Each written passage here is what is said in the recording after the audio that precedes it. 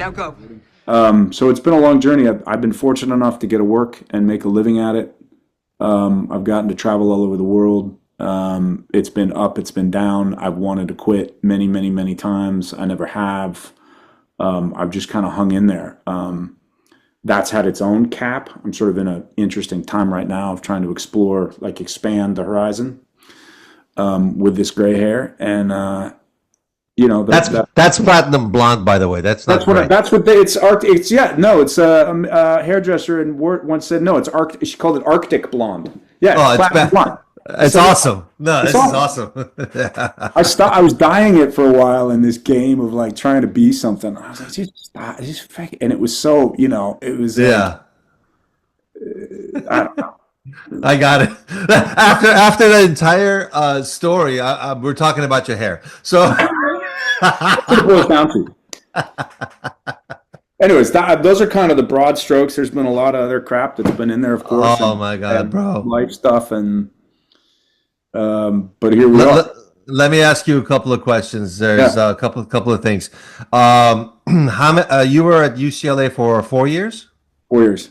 So within those 4 years, how many plays did you do at UCLA? I mean, it probably wasn't 10, maybe Okay, okay. more, maybe more, because we did, they were short runs, so we'd rehearse for a few weeks and run for a few weekends, and then there were the other ones that were maybe 6 weeks or something like that. So they were all pretty abridged, Yeah, but yeah, yeah. it was pretty constant. It was pretty Eh, constant. So you got your feet wet really like with a lot of different creatives at UCLA. Yeah, that's kind of Yeah. what happened. And then when you booked and you said something interesting and there's so much to talk about, but when you booked the first role and you said you weren't ready, can you explain that? Like what happened within your mindset? Where I really felt it was booking the job because I always knew how to act. So I think booking that first, I mean, the actual job of shooting Outbreak was hilarious. Because do you know Dale Dye? Have you worked with Dale? He's one of the best sort of military Vietnam vet, very I've heard accomplished of him. professional Yeah, soldier. He's written stuff. He's been the military advisor on countless films. yeah, yeah. Band of Brothers, all kinds of stuff. So he was the military advisor on that one. He's in the movie too. I mean, he had me like I was like just green, but he used it, and he was like he had me doing push-ups between takes, and he was like, "You must," and I was like, "Oh, okay, okay," and it worked. It like totally worked. So the greenness there actually art life imitation. Where I really felt it, man, was where I was going to meet. It came out in, and this was hard. It was hard to admit because we want this thing so much, but it's when I was going to meet. Heads of studio casting were bringing me in. Like heads at Warner Brothers casting was bringing me in. NBC, Universal, like they were all bringing me in saying, "Who are you? We want to meet you." And I just didn't know how to be in my skin. At least I didn't think I did. I was so in my head, and that's not unusual. I think for artists. I had lunch with a buddy the other day, and he's like, "Actors are some of the most insecure, confident people I've ever met." And it's this weird Yeah, flicker of humanity, and at one moment you're sort of crashing and burning, and on the next you're filled with life and right. curiosity. I think that's the deal, but I didn't just know how to be with the deal. um Mm. I was working. Raza Joffrey was an actor I worked with on Homeland, wonderful actor, and we were in South Africa, and I was reading this book, which I'm want and my self obsession about. It's called The Seat of the Soul. It's a beautiful book, and it's really about kind of getting out of yourself and that kind of stuff.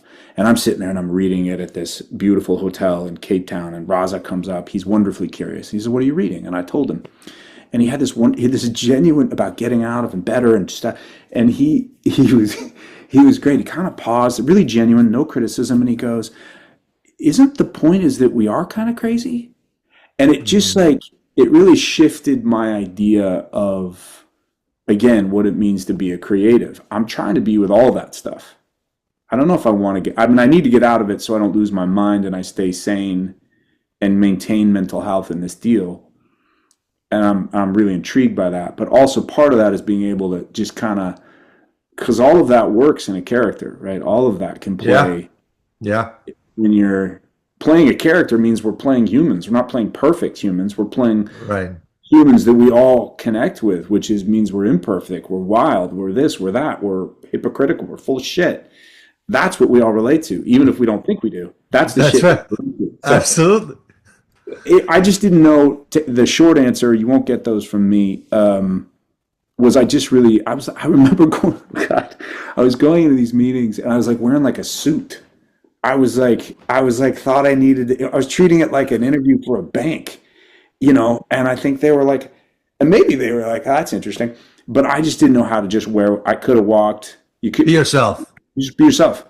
I could have walked in wearing Vans and jeans and a T-shirt, and that would have been more honest, right, than like a performance. So, oh my goodness. I want to talk about the room. I want to talk about the insights, because there's a lot of actors that don't even have a clue and never will be in your shoes ever. It will not happen to be able to do what you did. yeah. There's an aspect of mental health to what I do on this podcast as well.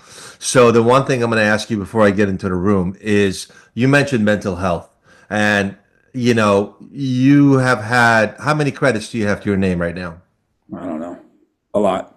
A lot. It's a lot.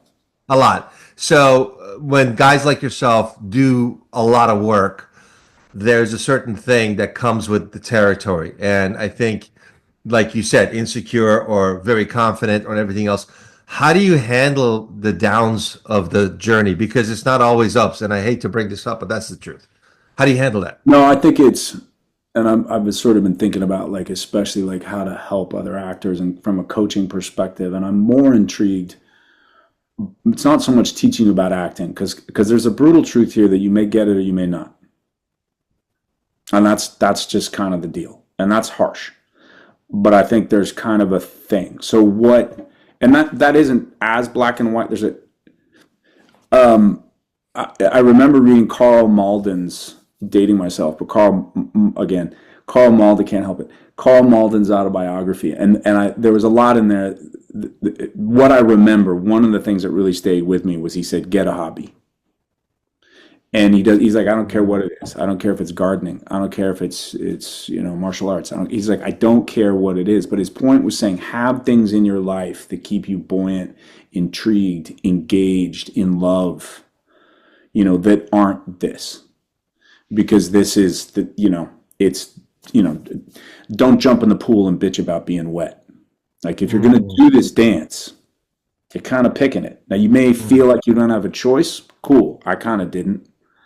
It blows me away when I really think about it that I've been acting since I was 7. That's amazing. I'm like, I don't know how to kind of compute that. Yeah. That it's just been something I've done my entire life. Yeah. It's like, and sometimes because of that, I actually don't celebrate it enough, because it kind of was something I just did. Like, when I've booked jobs, I'm like, meh. My agents called me once. I booked this pilot. It was really great pilot and blah, blah, blah. And I downplayed it so much when they called, they thought I was angry. I was just like, cool, great, awesome, thanks. And they're like, what the fuck is like? You should be elated. You should be. But I think that's kind of that thing of like, where do you find joy? And I also think it's, technically speaking, if you go into an audition and they're like, how are you? And they're like, I'm great. And you start to talk and you tell a story about that crazy horse you just rode, or that experience you just had, or you're fascinated by this like thing that you genuinely love. You're not putting on a show. That lets them know who you are, really know who you are, because that honesty is what they're trying to smell. It may mean you're not right for the part, but you're going to be right for another part. And they will remember you as a person who could sit there and be in your skin. Because the tendency with actors is we want to act, right? We want to put on the thing instead of draw you in. And that comes from just being able to be, I'm the only me, I was like that Jackson Pollock story. I'm like, I want to be Matt Damon. And I'm like, there's already a freaking Matt Damon. And he's not going to want to give that shit up. He's doing great. Yeah.